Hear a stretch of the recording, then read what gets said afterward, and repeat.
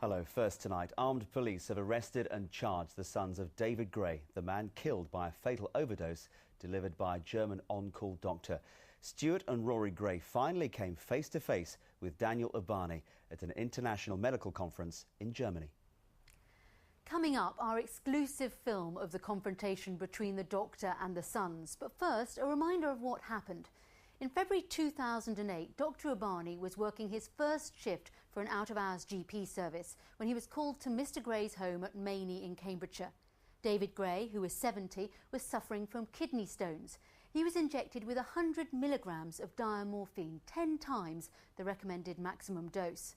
A coroner ruled Mr. Gray was unlawfully killed, his death due to gross negligence manslaughter.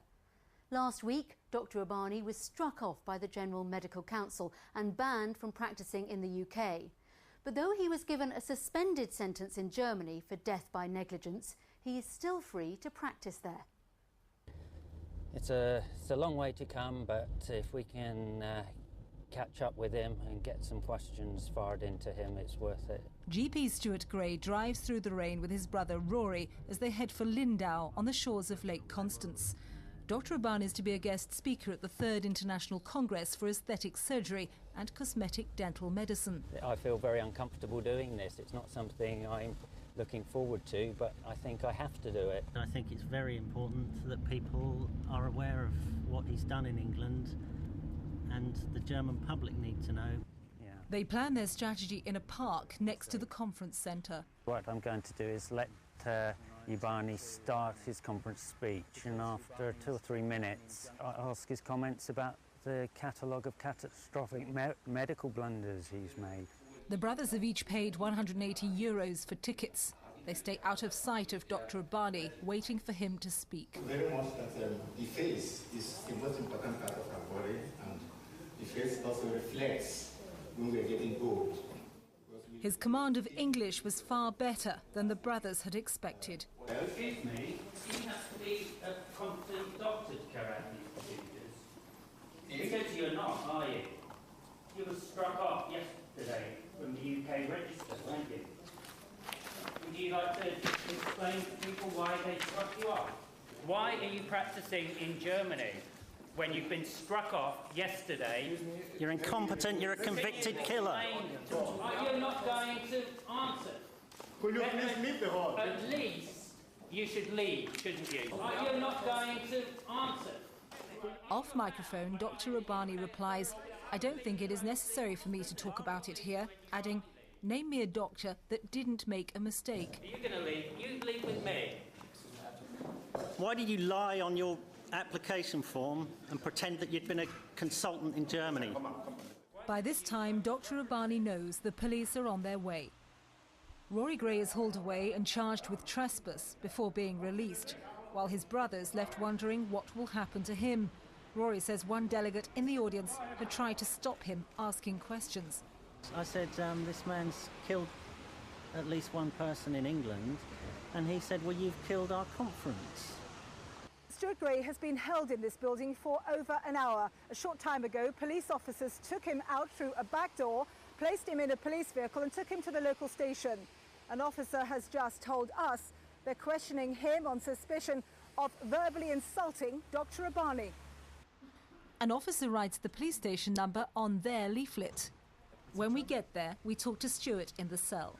Well, they've arrested me and put me in the cells and taken all my stuff out of my pockets and belt and things, and they've said they've spoken to a judge. It's a horribly perverse situation that Stuart finds himself here being held in a police station while Ubani nothing happens to him. Rory's just gone down to the police cell to see his brother Stuart, who's been told he must come up with €1,000 if he's to be released.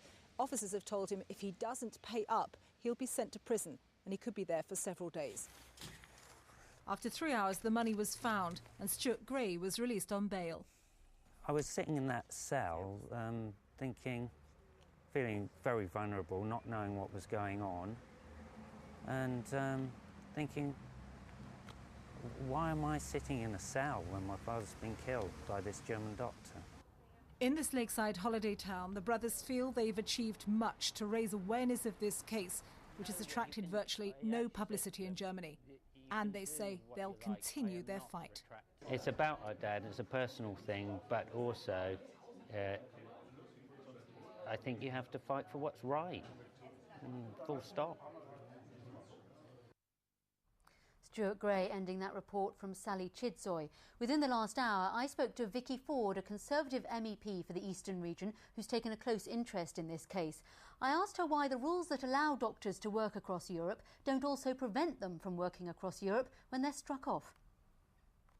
Well, I think there should be a similar system so that when we recognise people's qualifications, we should recognise their disqualifications.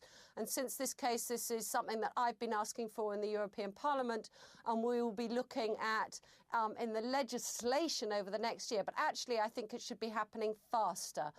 There seems to be quite a lot of confusion that this case has highlighted over the duty of PCTs to ensure competence in English, and there is actually a legal right for the PCT to ensure that, isn't there? Absolutely, and patient safety must come first. And what's happened here in the UK is that the UK has looked at this law, which incidentally does not say no language testing. It doesn't stop you language testing. Other countries still are. But the PCTs should be doing not only language testing, but also making sure that whoever is working, whether as a GP or in our hospitals, is familiar with the systems and practices in the UK. Now, I know you've asked for a full investigation into the role of the Crown Prosecution Service into why Dr. Ubani didn't stand trial, wasn't charged in this country. Do you believe more could have been done? I think more could have been done, yes. The Crown Prosecution Service issued a European arrest warrant. This is a reasonably new power that one has. And then Dr. Ubani was trialled without a public trial by letter in his home country and therefore not brought back to the UK for public trial. I have asked for a full investigation of how the CPS acted here. I'm working with the MP for the area, Steve Barclay, who's also asking similar questions back in Westminster. We need to make sure that the CPS did everything in their power to bring the person to trial. And as I said, we need to make sure that if it wasn't done right this time, that it is done right in the future, because patient safety must come first. Vicky Ford, thank you very much. And if you have got a story you think we should investigate, you can contact us in the usual way by phone on 08457 630 630 or by email look.east@bbc.co.uk.